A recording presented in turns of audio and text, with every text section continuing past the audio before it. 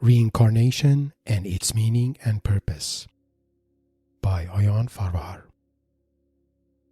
Reincarnation implies the immortality and transmigration of soul from one form or body to another.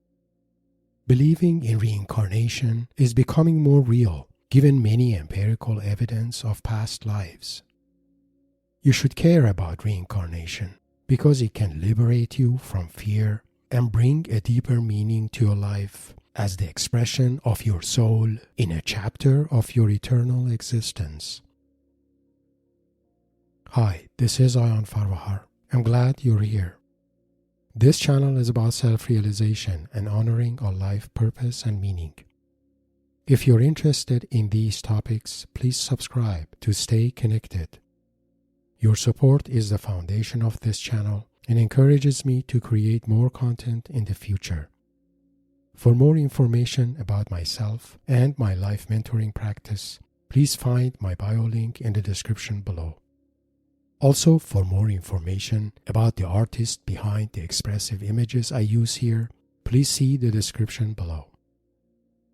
Today, we want to focus on the idea of reincarnation.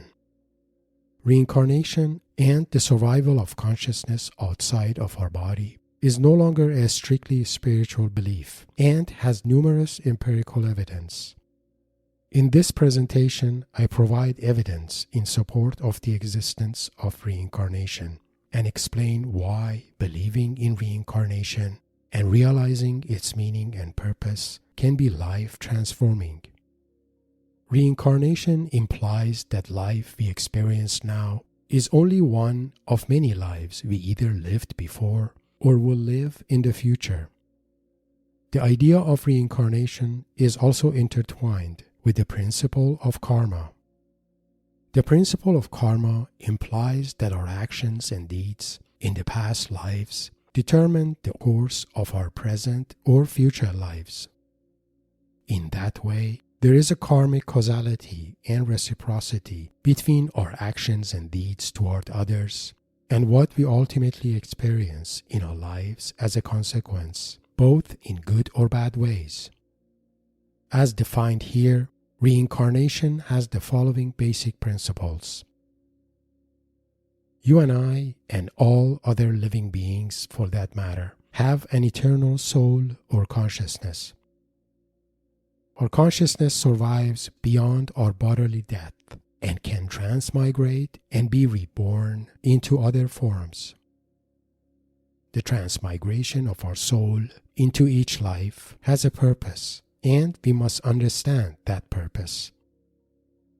This purpose can be related to our personal karma, for example, clearing the karma from our past lives, or related to a collective or ancestral karma to bring relief to karmic burdens of our ancestors or humanity.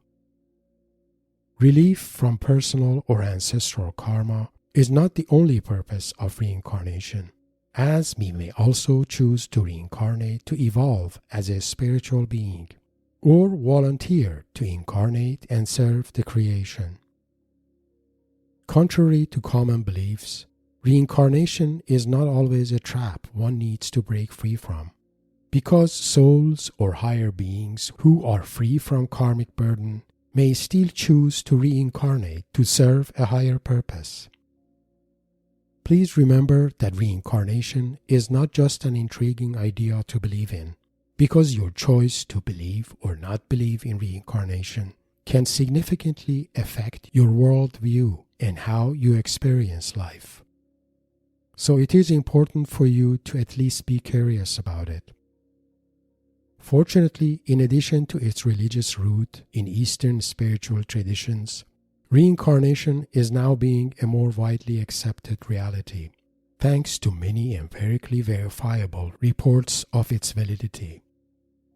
These reports include verifiable recollection of past lives by children, past life regressions using hypnosis, near-death experience, shamanic ceremonies, and so on.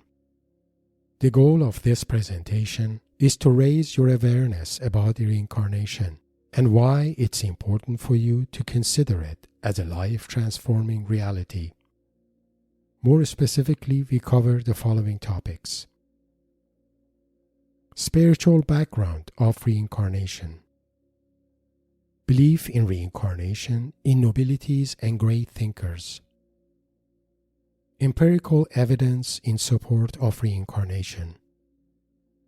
What if we choose not to believe in reincarnation? What happens when we choose to believe in reincarnation? And if incarnation is real, why do we reincarnate? What is the point? Let's go over these. Spiritual background of reincarnation. The idea of reincarnation, karma, and transmigration of souls is attributed to Eastern religions and spiritual traditions, specifically Hinduism, Buddhism, and Jainism. Although there are some differences in the way each of these traditions view soul and consciousness, the idea of karma and transmigration of the soul is generally common among them. Jainism, in particular, considers a wider range for transmigration of soul, ranging from incarnation into plants, animals, and human forms, all the way to incarnation to higher deities or even gods. That is why Jainism requires adherence to ahisma, or non-violent and ethical way of life, or a way of life that does not violate or harm other forms of life, including that of plants and animals. The idea of transmigration of the soul is also implied in ancient Greek mythology and tradition, including Orphic, Pythagorean, and Platonic traditions. In Orphic tradition, the soul is eternal, survives bodily death, and can later reincarnate to another form or body.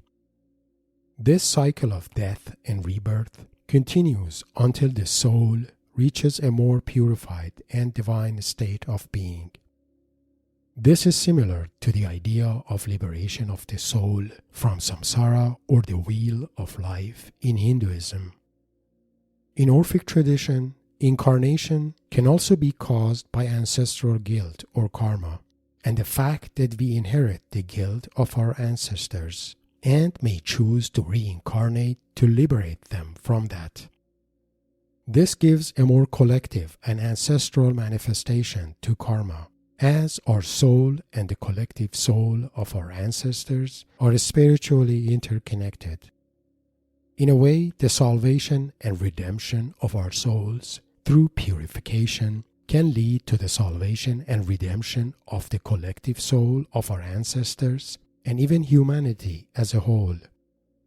It is important to note that the idea of ancestral or collective karma is not just a spiritual belief. There are empirical observations in psychology indicating that an individual can experience psychological issues that are not related to individuals' biographical life, but caused by the emotional burdens of individuals' generational line and ancestors. Although the idea of reincarnation and transmigration of soul is generally not accepted in mainstream religious traditions, the idea of spiritual resurrection and rebirth and the redemption from sin through devotion and faith is generally well accepted. In spite of that, the idea of transmigration of souls is still implied in some esoteric denominations of mainstream religions. For example, Christian Gnostics believed that if the spiritual resurrection could not be attained in one lifetime, then the soul must undergo as many reincarnations as needed until it can attain its spiritual resurrection. If you're interested to know more about background of reincarnation, I left a few links to some articles related to this topic. Belief in reincarnation in nobilities and great thinkers. In addition to spiritual traditions, there are also references to reincarnation belief in nobilities and great thinkers such as Plato, Socrates, Pythagoras, Rumi, Goethe, C.G. Jung, Henry Ford, and others. Most notable reference to reincarnation is described in the myth of Aer in Plato's Republic. Aer was a man who died in a battle and returned to life after 9 days to describe what he observed in the afterlife. It's worth to briefly describe the myth of Aer here. When Aer died in a battle, he was led to a magnificent place where the path of the souls were determined depending on the life they had led on earth. The souls who did good deeds on earth were told to go to the sky, while the souls who committed bad deeds had to return to earth. The souls returning to earth were given choices for what their next life should be. Then they were told to drink from the river of forgetfulness to forget their previous lives before starting their new one. Where each soul fell asleep, they were sent to new bodies to lead their new lives. Aer's soul did not drink from the river and came back to his old body after 9 days to recount and share what he had experienced in the afterlife. The myth of Aer indicates that the choices one makes in one lifetime will impact the circumstances one may experience in the next lifetime. It is also worth here to list a few quotes from other nobilities that reflect their belief in reincarnation. I am confident that there truly is such a thing as living again, that the living spring from the dead, and that the souls of the dead are in existence. Socrates. Souls never die, but always on quitting one abode, pass to another. All things change, nothing perishes.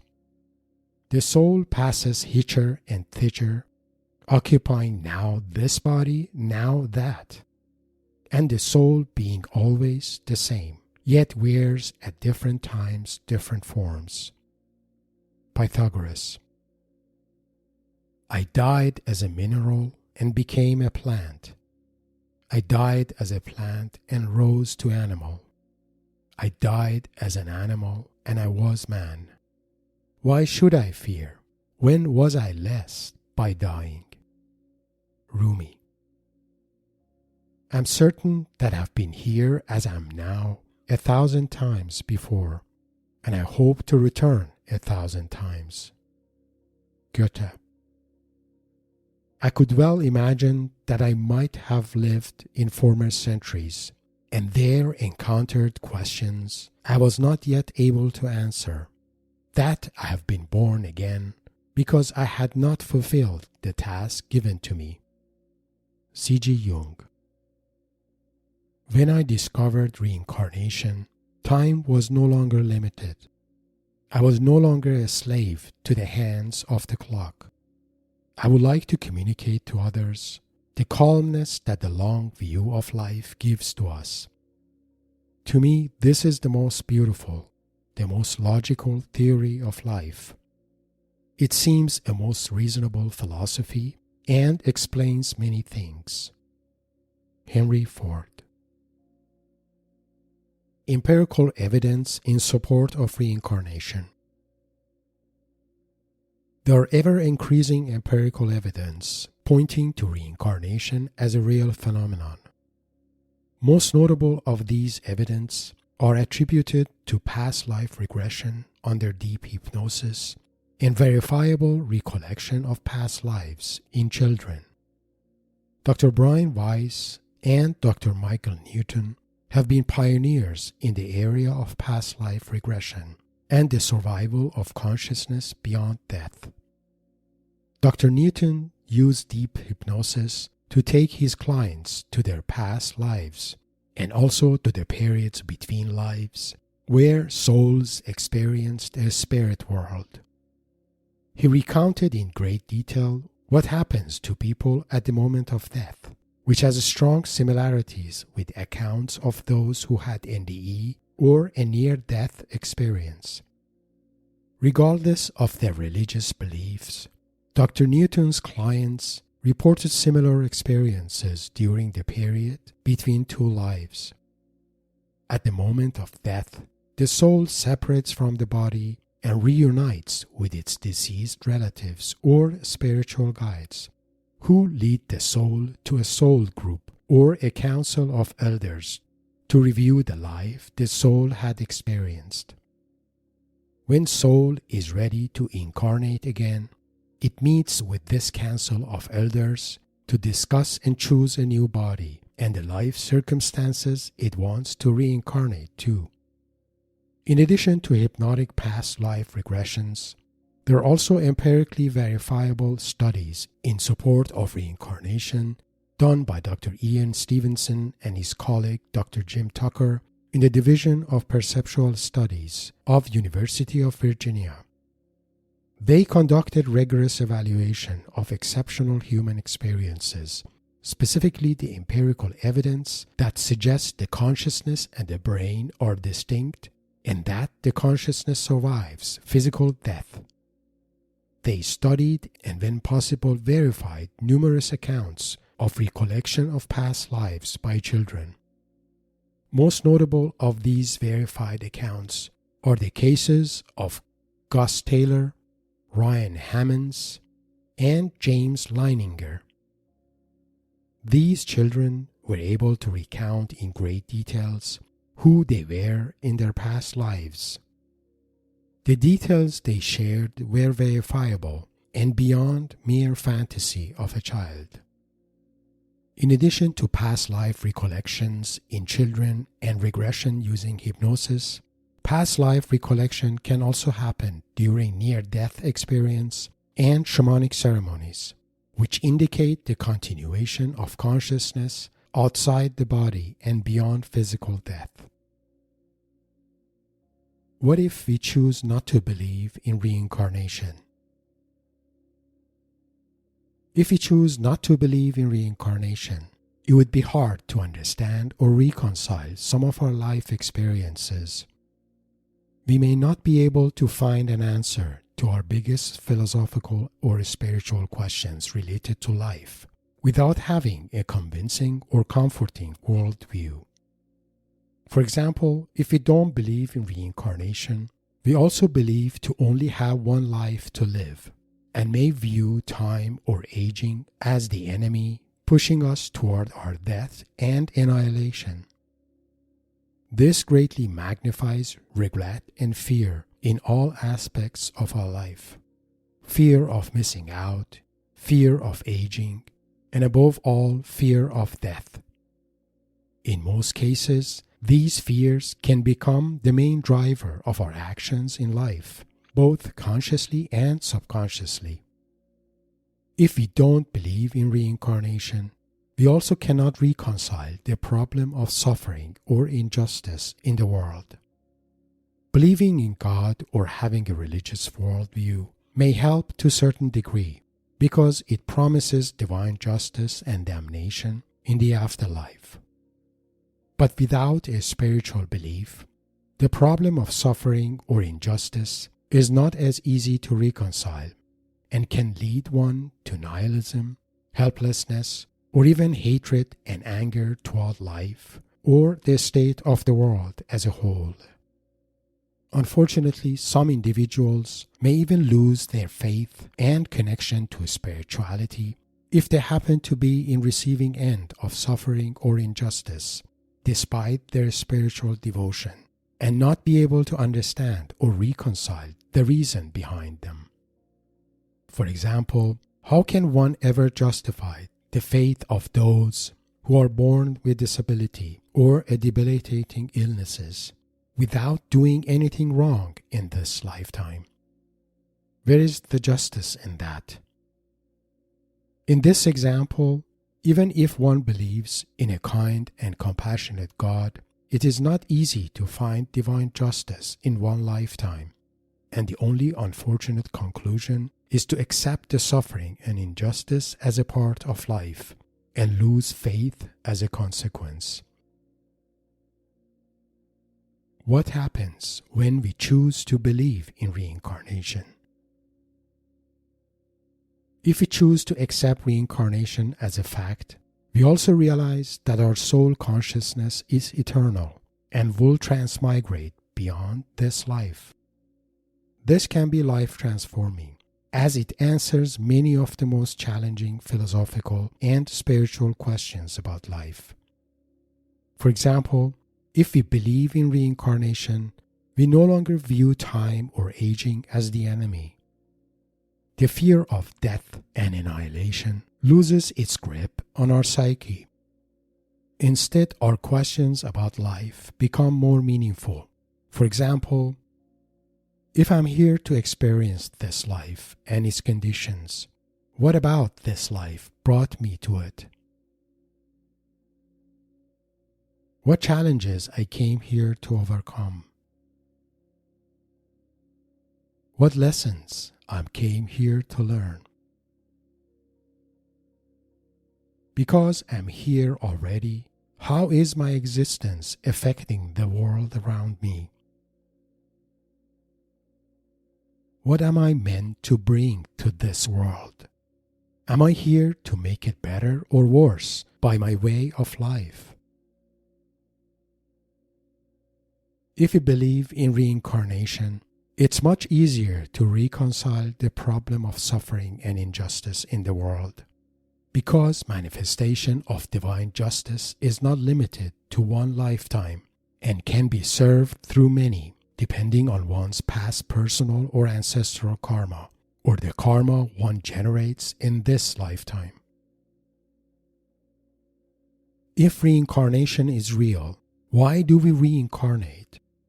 What is the point? As mentioned, believing in reincarnation can answer many of our fundamental questions about life. But what purpose this unending cycle of reincarnation really serves? One common answer from Eastern spiritual traditions is that the reincarnation enables the evolution of the soul to its highest form, to a spirit or Atman, and through that to the divine consciousness of the Godhead. But here I would like to share a more accessible answer based on my personal experience and understanding. In order to see the purpose of reincarnation, we need to understand the purpose of creation as a whole. If we humans are imagined and created by God or a divine creator, then there is a purpose for us to be here. We are not only a part of the divine creation, but also an active agent in it. Or stating it differently, we can affect the reality by what we manifest in it. In fact, we humans are co-creating the reality we collectively experience, and not everything that transpires in the world is predetermined by the divine creator. There is a reason you are given a powerful mind, free will, imagination, and creativity. You are given these gifts because you are entrusted to affect the reality by what you feel, think, and do, and even more so by what you imagine and create. When you realize that, then reincarnation and the cycle of life is no longer a divine game, drama, or experiment you are trapped in, but a means for you to participate in divine creation, to bring to reality what otherwise would not exist in this world without you. The knowledge you gain adds to the knowledge of the universe. The love you embody adds to the capacity for love in the universe. And the authenticity of your soul brings diversity to the creation itself. You can affect the universe by your presence and each life you agree to live as an opportunity to take part in divine creation. If you believe you are imagined by God to exist, become curious about what God's highest imagination of you is, and try to manifest it in your way of life. If you have found this presentation inspiring, please like and share it with your like-minded friends. please subscribe to my channel and share your thoughts and comments. For more information about myself and my life mentoring practice, please find my bio link in the description below. Blessings.